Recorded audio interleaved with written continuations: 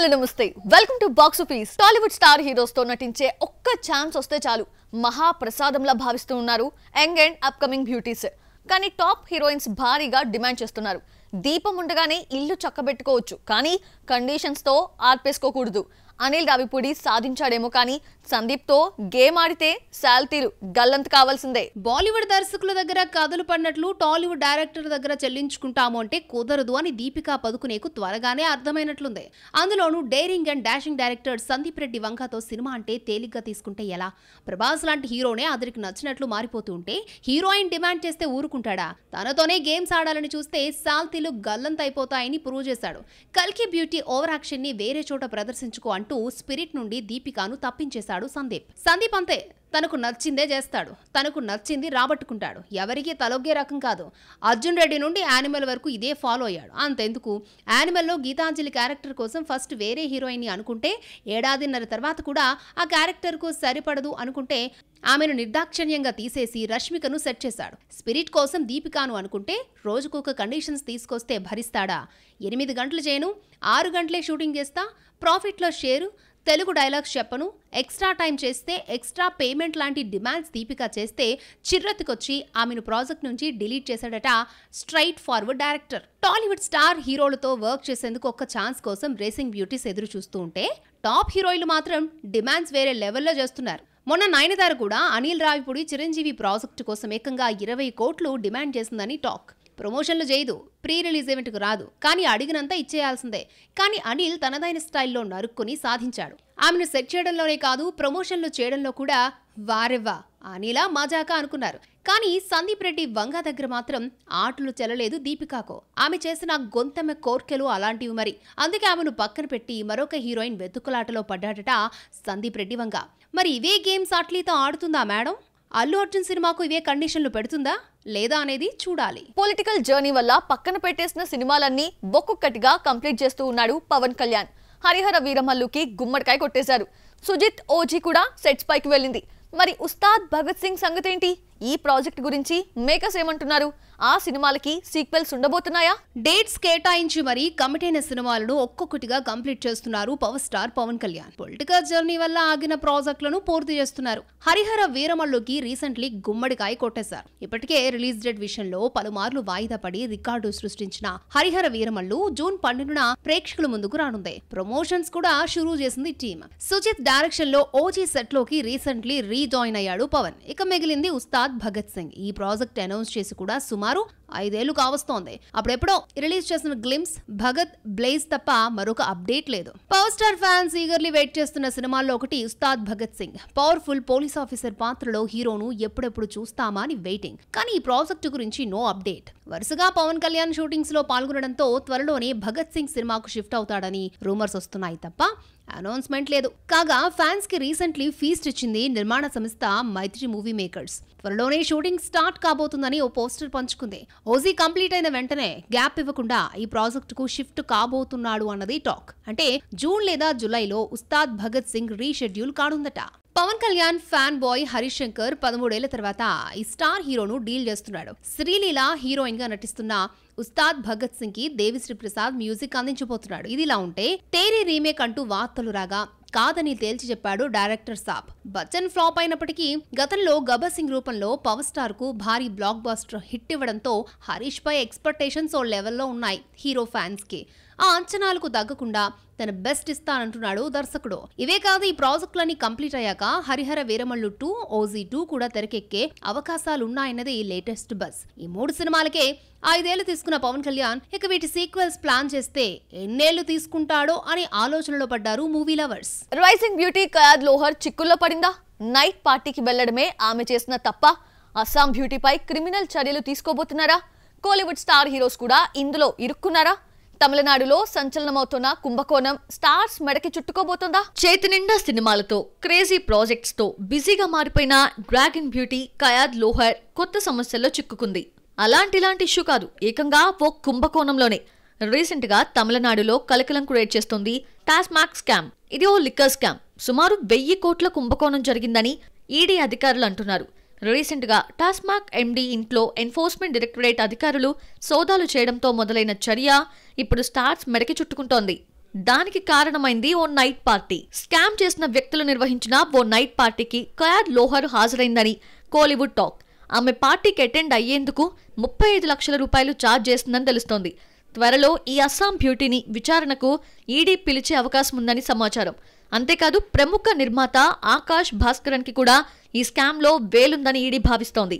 ఇప్పటికే అతడి ఇంటిపై సోదాలు చేపట్టి విచారణకు హాజరు కావాలని నోటీసులు ఇచ్చారు అధికారులు. కాగా ఈయన నిర్మిస్తోన్న సినిమాల హీరోలకి కూడా నోటీసులు జారీ చేసే అవకాశాలున్నాయి అన్నది సమాచారం. ఆకాష్ భాస్కరన్ విచారించిన తర్వాత ధనుష్, సింబు, శివకార్తికేయన్లకు నోటీసులు ఇచ్చే ఛాన్స్లున్నాయి అన్నది కోలీవుడ్ లో బజ్. వీరి రెమ్యునరేషన్ ఈ కుంభకోణం నుండే అందాయని ఈడీ భావిస్తోంది. వీరితో పాటు కయాద్ లోహర్ కూడా లీగల్ బ్యాటిల్ ఎదుర్కోక తప్పదని తెలుస్తోంది. డ్రాగన్ తో ఓవర్ నైట్ బ్యూటీగా మారిపోయింది ఈ అస్సామీ బ్యూటీ. ప్రెజెంట్ ఇదయం మురళి, సింబుతో ఓ మూవీ, జీవి ప్రకాష్ తో immortal, Vishwaksen funky, Nani Paradise, మలయాళంలో నివిన్ పౌలి ప్రాజెక్టులు చేస్తోంది. ఈ టైంలో ఇలాంటి స్కామ్ లో రైజింగ్ బ్యూటీ పేరు వినిపించడం కెరియర్ పై ఎఫెక్ట్ పడే అవకాశాలున్నాయి. మరి ఈ సమస్య నుండి అమ్మడు ఎప్పుడు గట్టెక్కుతుందో చూడాలి. ఆదిపురుష్ రూపంలో గట్టి దెబ్బ పడడంతో రూట్ మార్చాడు ఓం రౌత్. మరోసారి అచ్చొచ్చిన బయోగ్రాఫికల్ ఫిల్మే చేస్తాను అని ఫిక్స్ అయిపోయాడు.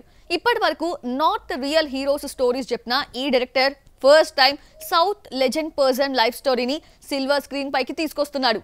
కలాం సినిమా ఇలా అనౌన్స్ అయ్యిందో లేదో మూవీ లవర్స్ నుండి ఓం రౌత్ కి రిక్వెస్ట్లు లాంటివి డిమాండ్స్ స్టార్ట్ అయ్యాయి. ఓం రౌత్ బాలీవుడ్ ప్రేక్షకులకు స్టార్ డైరెక్టర్ ఏమో కానీ సౌత్ లో, అందులోనూ ప్రభాస్ ఫ్యాన్స్ కి మాత్రం రా డైరెక్టర్.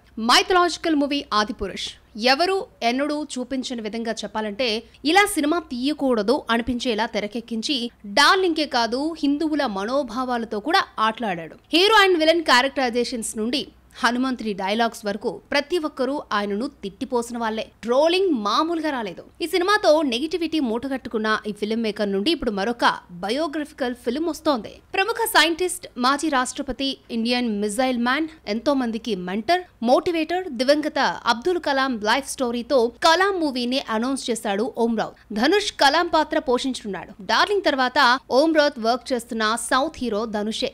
సౌత్ రియల్ హీరో కదా అబ్దుల్ కలాందే. ఈ మూవీ ఇలా అనౌన్స్ అయిందో లేదో మూవీ లవర్స్ నుండి రిక్వెస్ట్లతో కూడిన ఆర్డర్స్ స్టార్ట్ అయ్యాయి. ఓ లెజెండరీ హీరోను సినిమాటిక్ లీనియన్స్ అని చెప్పి బొమ్మను చెడగొడితే బాగోదని, ఆయన లైఫ్ స్టోరీని ఉన్నది ఉన్నట్లు చూపిస్తే సరిపోతుందని అంటున్నారు.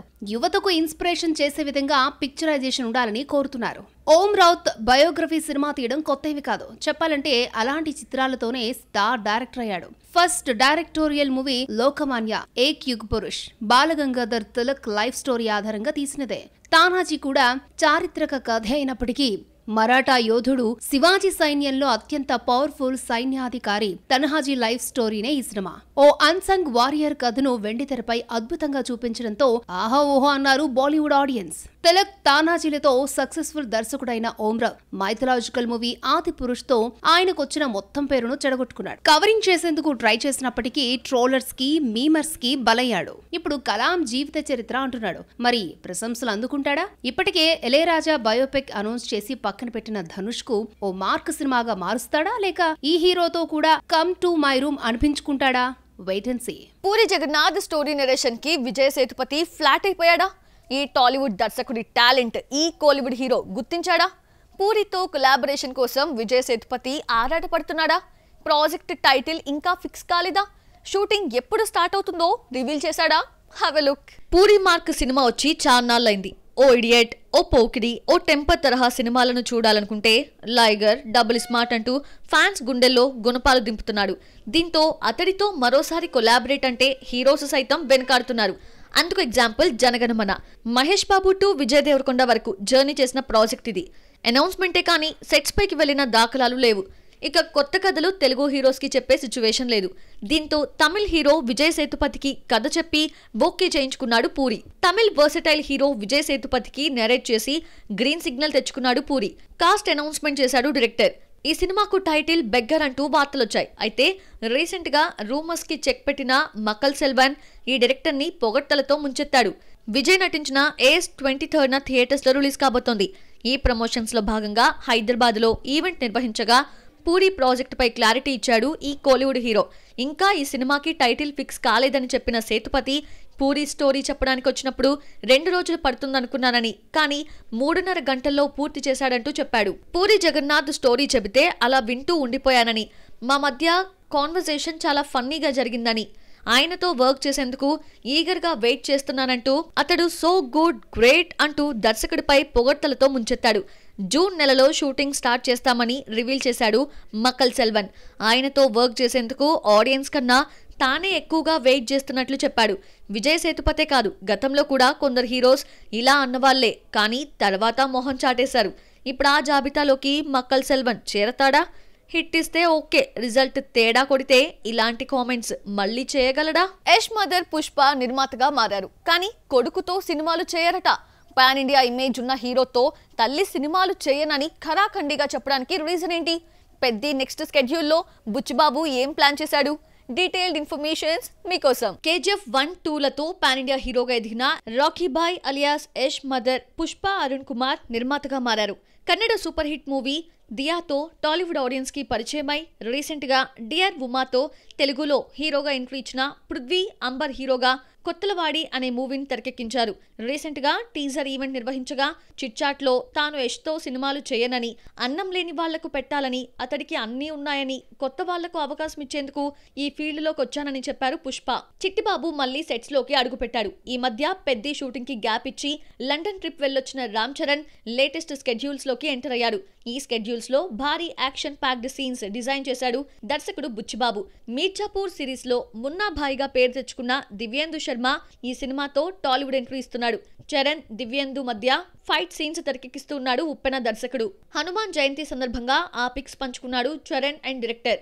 నెక్స్ట్ ఇయర్ March 27న థియేటర్స్ లోకి వచ్చేస్తోంది పెద్ది. సో చూసారు కదా, ఇది వాళ్ళ మన box office. Next box office లో మళ్ళీ కలుద్దాం.